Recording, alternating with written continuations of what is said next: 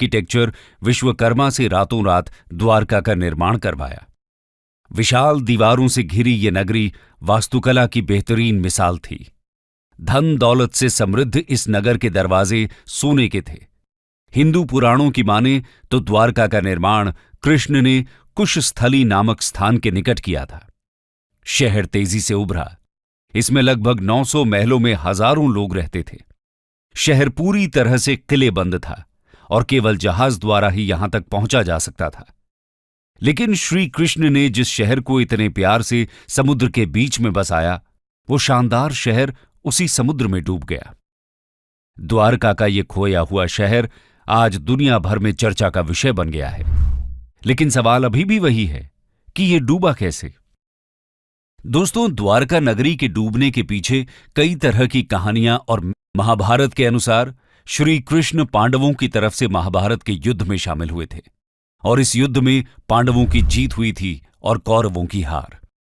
100 पुत्रों के शोक से दुखी गांधारी ने क्रोध में आकर श्री कृष्ण को श्राप दे दिया कि जिस तरह कौरवों के वंश का नाश हुआ है, ठीक उसी प्रकार पूरे यदुवंश का भी नाश होगा।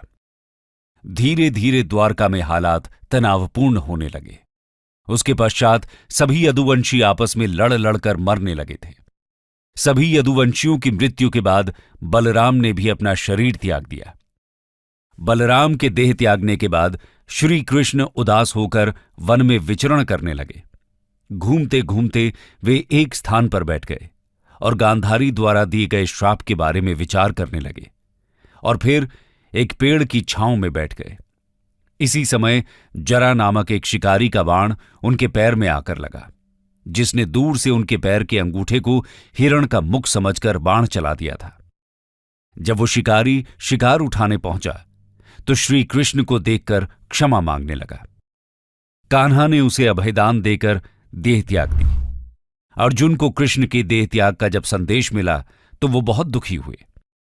इसके बाद अर्जुन ने द्वारका पहुंचकर वासुदेव जी से कहा कि वो नगर में शेष बचे सभी लोगों को हस्तिनापुर चलने की तैयारी का आदेश दें। फिर अर्जुन ने प्रभास क्षेत्र जाकर सभी यदुवंशियों का अंतिम संस्कार किया। अगले दिन वासुदेव जी ने प्राण त्याग दिए।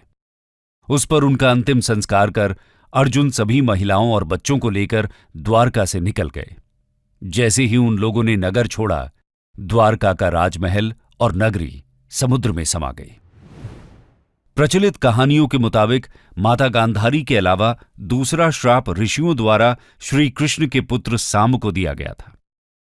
दरअसल एक बार महर्षि विश्वामित्र